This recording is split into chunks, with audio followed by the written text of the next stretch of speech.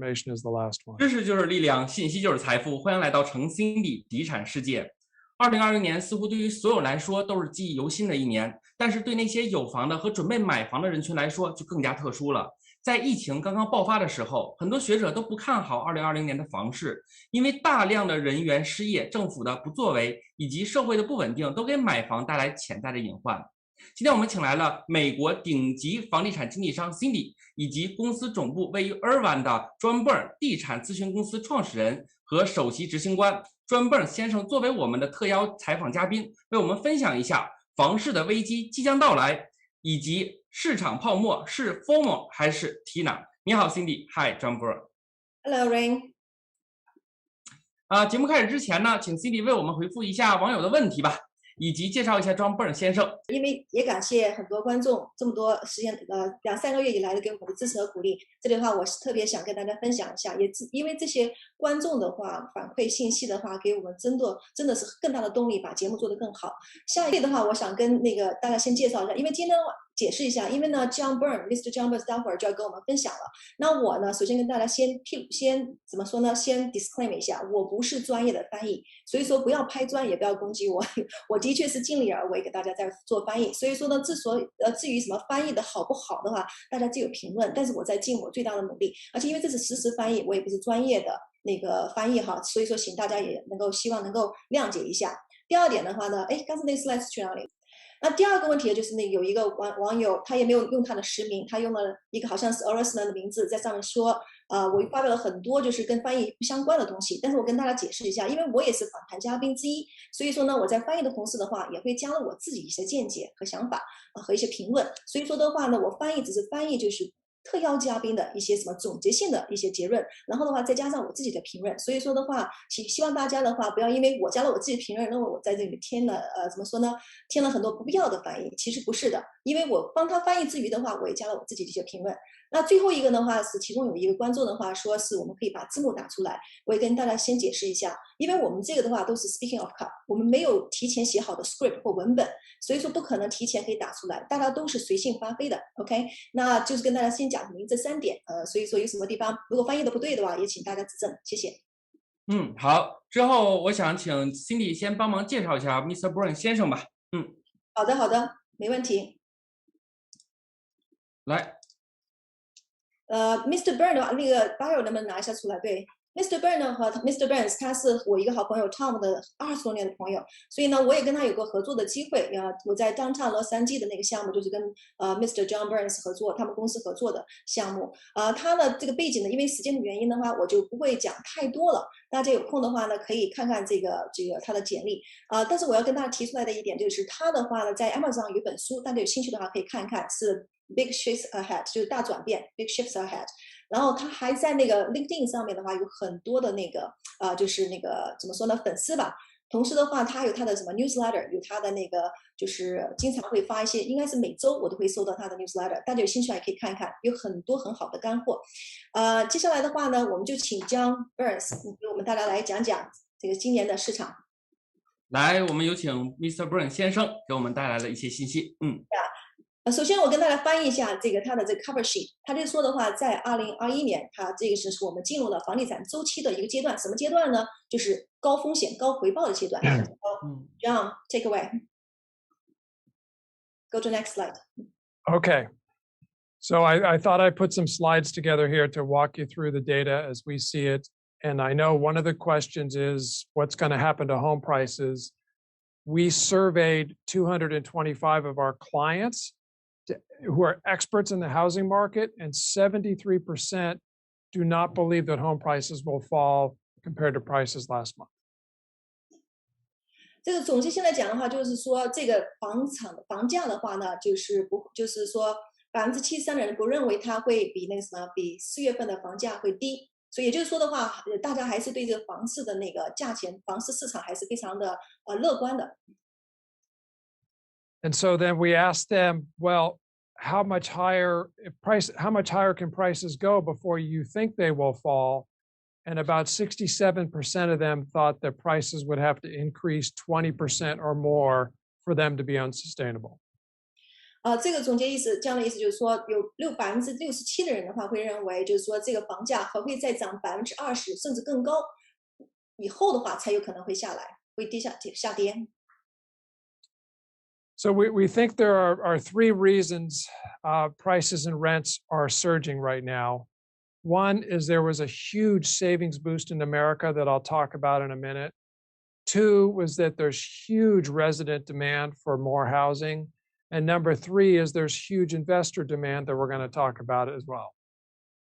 他说主要有3个原因，就产生这个房价和租金的话往上涨的原因的话，主要有三个。第一个就是它的什么，就它的存款量，大家越来越往上增。像这个我们在之前的节目的话，我们也说到。然后的话就是投资者的话，那个需求量也很高。另外呢，就是大家自住者的买房的需求也非常高。这3个点的话呢，待会儿John会给我们大家细说。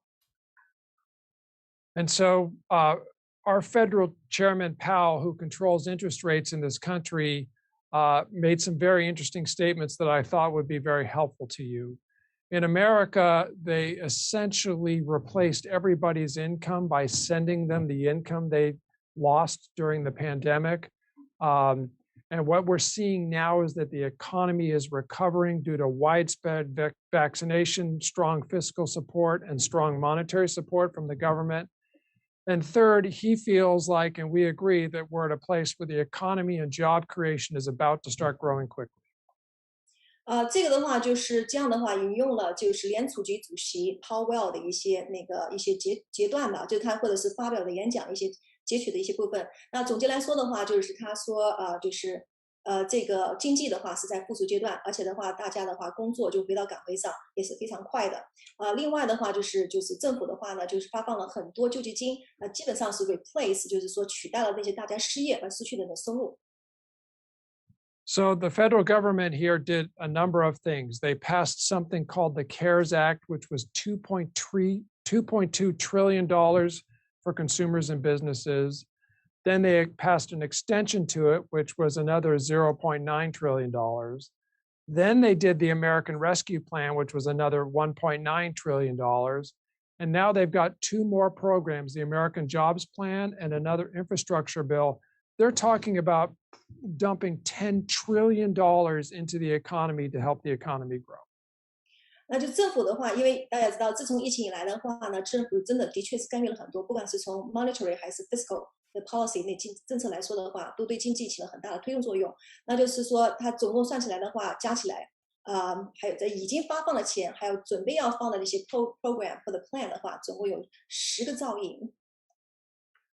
So here's what happened in America. So personal income actually rose last year by $1.3 trillion due to the stimulus. And I'm showing you the components here to add up to $1.3 trillion in more income.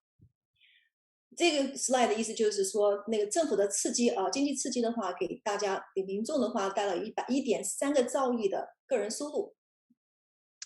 And then people started spending less too. So there's some categories of spending that grow, but they spent $711 billion less on services. $600 billion in less spending results in this, which is $1.9 trillion in more savings that consumers have. 也就是说，大家钱收入多了，虽然没有上班，但收的钱从政府来的钱多了，然后然后花出去的钱少了。就是很多服务行业的话，特别是服务业，就是他很少花钱的话，那这样大家的话手上就有很多的saving 储蓄和存款。So if you add that up, that's $1.9 trillion in savings.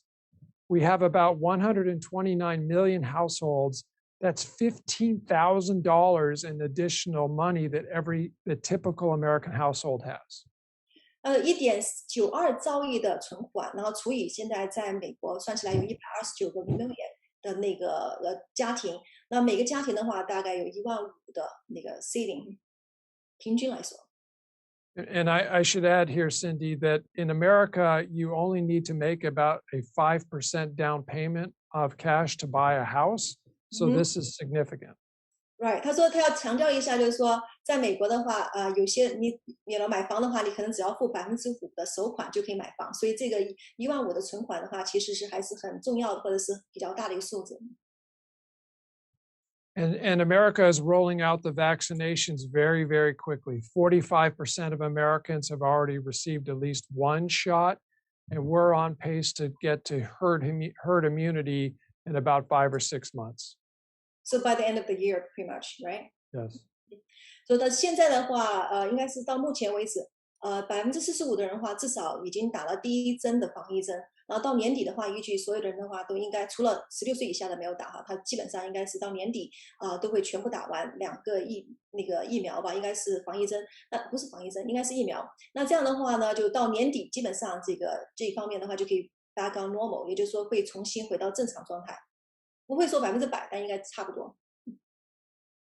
So investor activity is growing and has a big impact because investors react more quickly than owner occupants. So what I'm showing you here was the growth in owner occupants, real home buyers prior to the pandemic, and then this is investors, I'm sorry.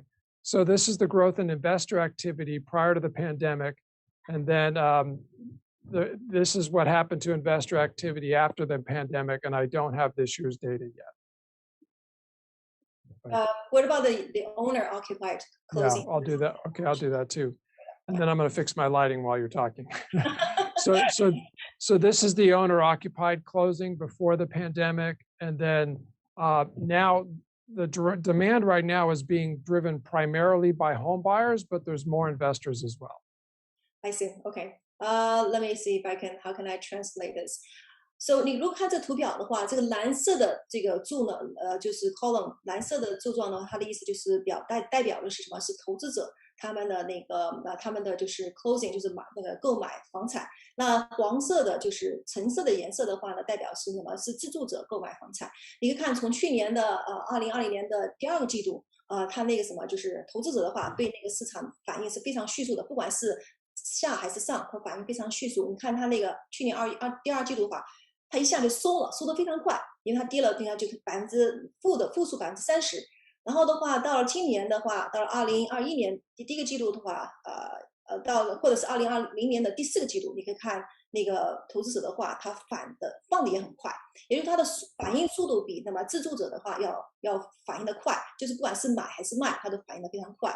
那这里你可以看的话，就不管是自住者还是投资者的话，他们两样的话就是都非常的 strong， 也就是他们的需求是非常高的。So one of the most popular investments in America right now is to buy homes and rent them out. And this is a quote from one of the CEOs of the largest companies that does that. Single-family rental demand is stronger than we've ever seen before, and there's a lot of money coming in to buy homes and rent them out, not only because there's a lot of demand, but it's a good hedge against inflation, which people are worried about inflation. Right. Absolutely. So you're saying that from this slide means that the investor is also buying single-family residence as a rental property. Yes. OK， 所以这个的话就是这家公司的那个 David 他 CEO 他有说现在就是说他们公司呢主要就是做那个独立别墅或单户的那个购买和投资，然后再出租。就是说的话，现在独立别墅的话，购买人非常多。除了是自住的话，很大一部分什么是做投资，就很多人买什么独立别墅，买完以后的话就出租，这个需求非常大。就是说应该来说是没有说因为它上面说 ever seen before， 就是比原来相比的话要大很多。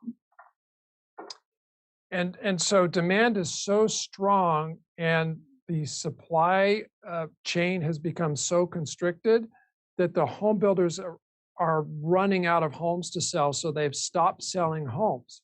Right. In Salt Lake, all the materials are on back order, so they can't deliver to the demand.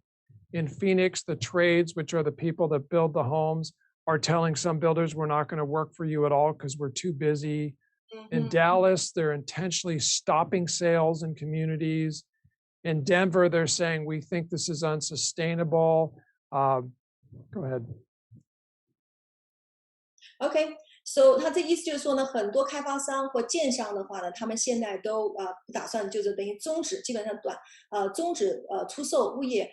主要是什么原因呢？就是因为它一个是建材短缺，然后还有建材的话价格非常高。像那个什么木材 ，so the lumber price, as I recall, is 3 times more than before, right, John? So not only because of the shortage of the building materials, but also the price of the building materials is actually went skyrocketing, basically. Right. The cost to build a house has increased 13% in 1 year. Right. 也就是说的话呢，就是开发商和建商他们建房的成本比以前的话要上调了13%，所以你看了很多新房的话，它的价格也在往上调。那现在很多开发商的话，他也不打算再出售了，也不是说他们不愿意做这个生意啊，主要是因为什么？没有建材，没有材料，去建，他们也没有办法保证那个 delivery 什么时候能把房子建好给那个买家，所以说他们干脆就停止出售了。So in America, since the most important thing for consumers is the whether or not they can afford the mortgage payment, we have an index that looks at the mortgage payment compared to people's income, and we've concluded on how over or underpriced the markets are. The red markets here are the most overpriced in the country, and the green are less overpriced or underpriced.Underpriced, right. 像 Burn 他们那个 Real Estate Consulting， 他们公司呢，其中有一个就是分析指标，就是根据目前的 mortgage rate 它的贷款利率also 根据他们当时就是这块区域的人的收入来计算它这个房子的价格或价位的话，是不是超值，或者是说合适，或者是比较就是怎么说呢，性价比非常高。那你可以看这个图上面有3个不同的颜色，绿色、黄色和红色。那这个图其实我很喜欢，你可以看那个就是一目了然了。基本上你可以看到 San Jose 它是15%的，等于说它的价值，它的房子你现在去买，它的房价是比它的价值要超出了15%，也就是它性价比非常低。换句话来说，性价比非常低。另外就是那个 Las Vegas 是3%，超出了它的价值的3%，也就是房价超出了房子价值的3%。那你看那个 Tampa 在佛罗里达超出15%， Dallas 超出11%。Salt Lake City 盐湖城超出13%，还有西雅图超出8%。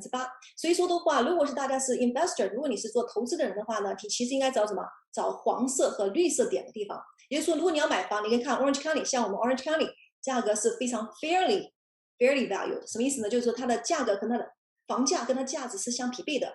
它这个算的话是根据它的 mortgage rate 跟它的那个就是贷款利息来算出来的，也就是说 Orange County 还是非常合理的，包括旧金山 所以波士顿还低一些。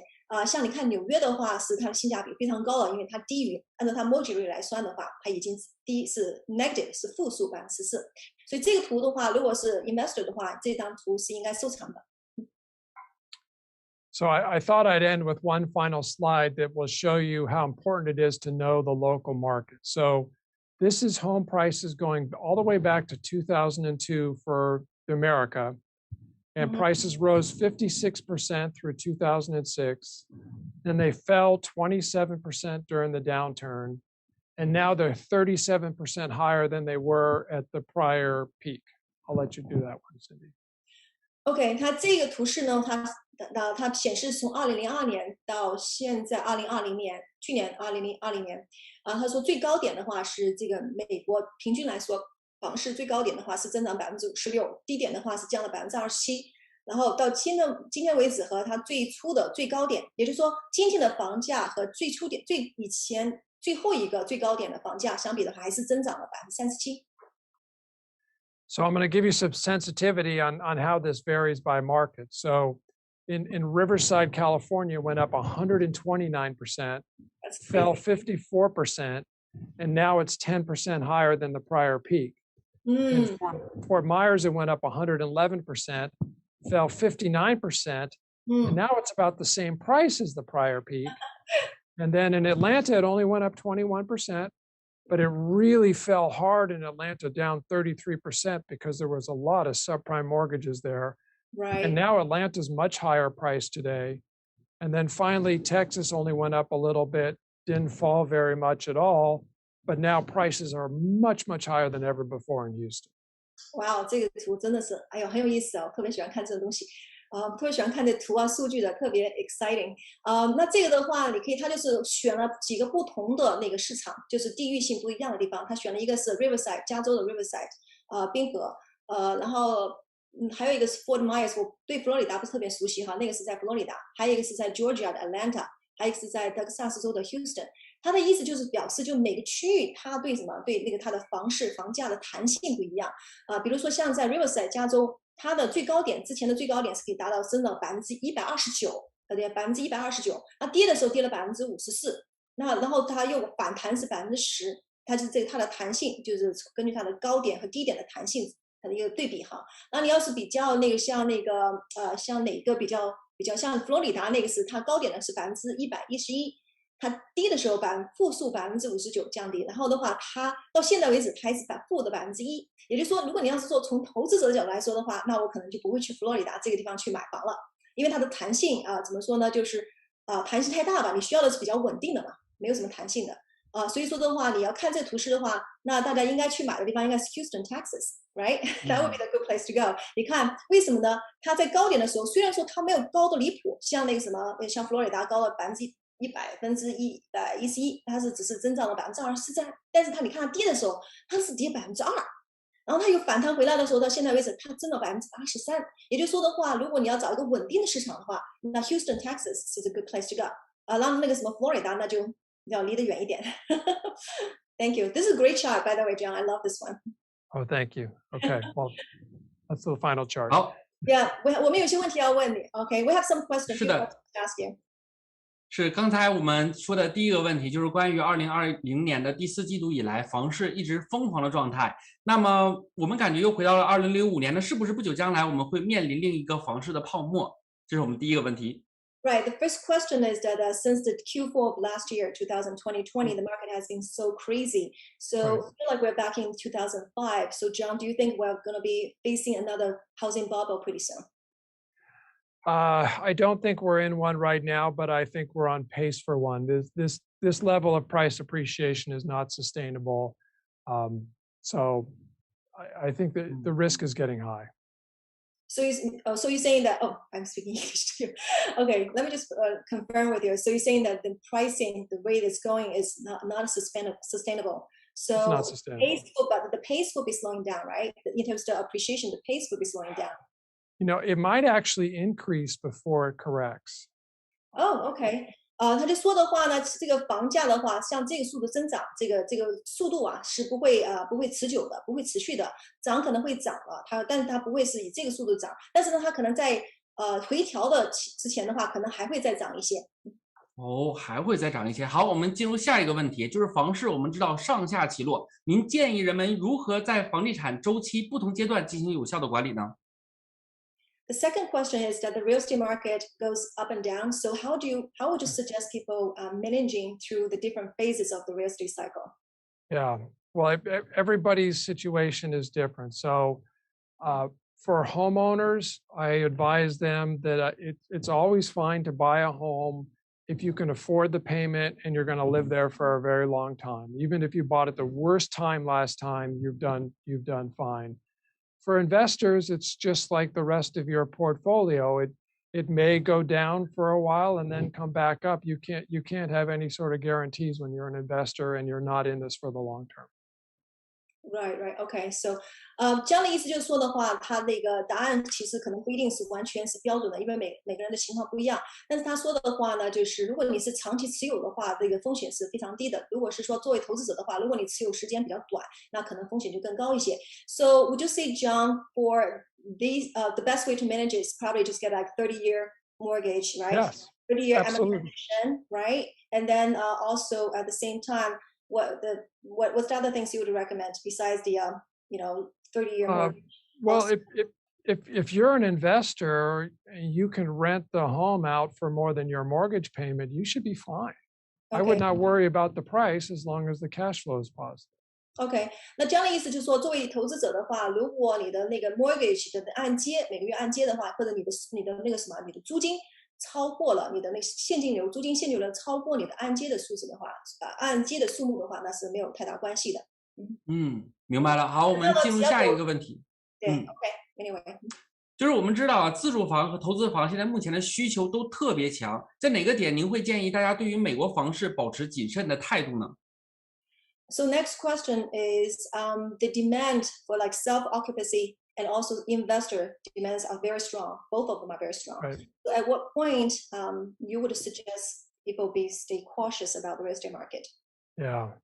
What we're paying the most attention to is whether the consumer can still afford the mortgage payment. And right now they can.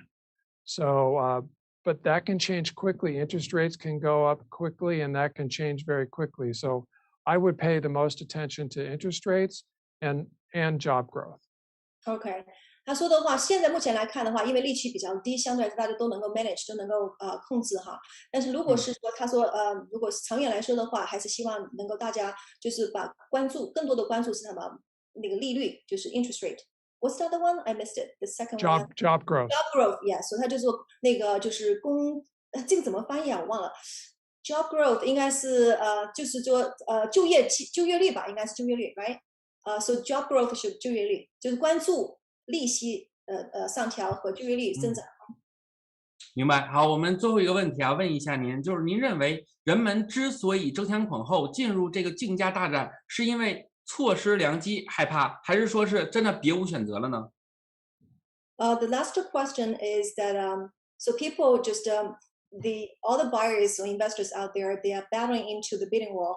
Is this because this is caused by the FOMO, which is the fear of missing out, or the TINA, which is there is no alternative? Yeah, so for home buyers, I think it's fear of missing out because they don't want to miss out on a very, very low interest rate. For investors, it's all about TINA because stocks are expensive, bonds are expensive, everything in the world seems to be expensive. Right. And housing looks like a great alternative, particularly if you can rent it out more than the expenses. Right. So, so the last question you mentioned, okay, I missed this part, one last part. So for the last question, can you repeat one more time, John? So you're saying that the homeowner, okay, I think so the homeowner has FOMO. The homeowner has FOMO. I believe the investor is TINA, right? The investor is TINA, exactly. Okay, so 他的意思呢，就是这样的意思，就是说自住的话，就是买房子自己住的人，他是有这个就是担心自己就是错失良机，主要是因为利息比较低。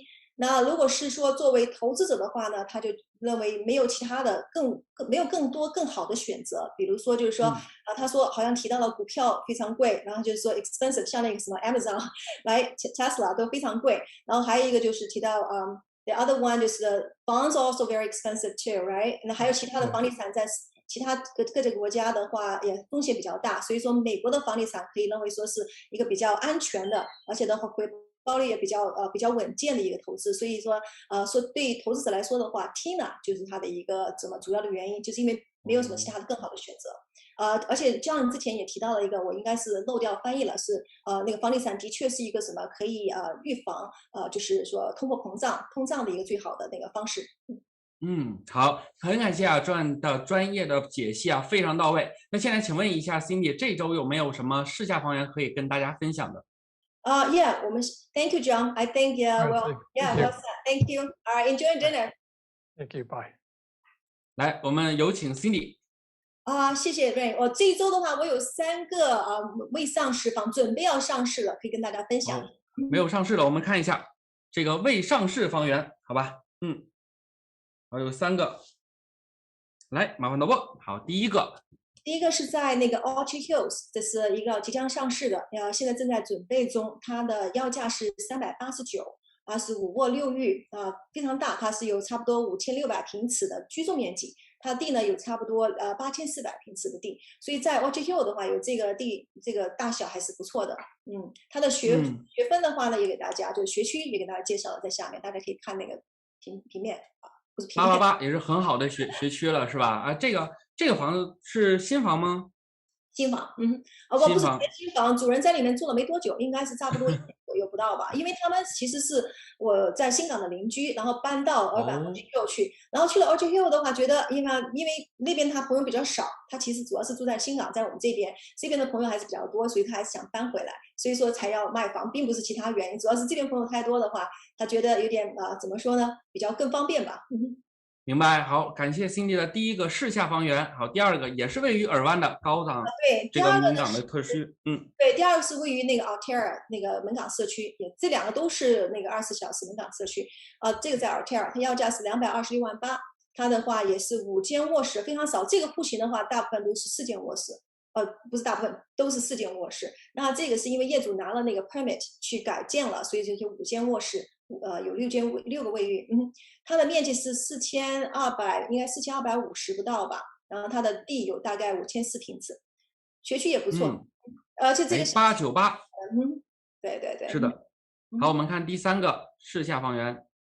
这个对，现在还没有上市，但是下个星期要上市了。它是在那个 Shady Canyon 旁边的 Turtle Rock 那个小区，它的要价是81万5，它是2间卧室3个卫浴，它面积是1610，然后它下面那个 garage 呢，还有一个那个有 storage unit， 就是那个储藏间，那个是没有算进面积去的，这个是之前的业主特意加出来的。它的学区是这3个物业里面最高的，也是非常不错的区。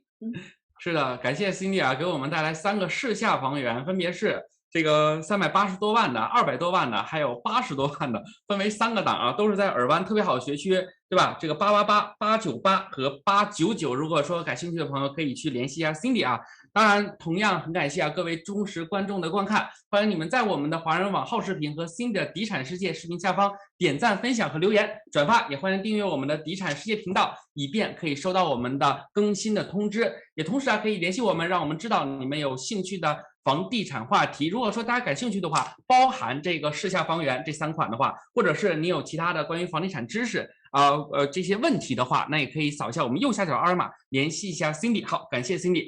那同样呢，感谢各位观众朋友，那我们下期节目再会，拜拜。谢谢，拜拜。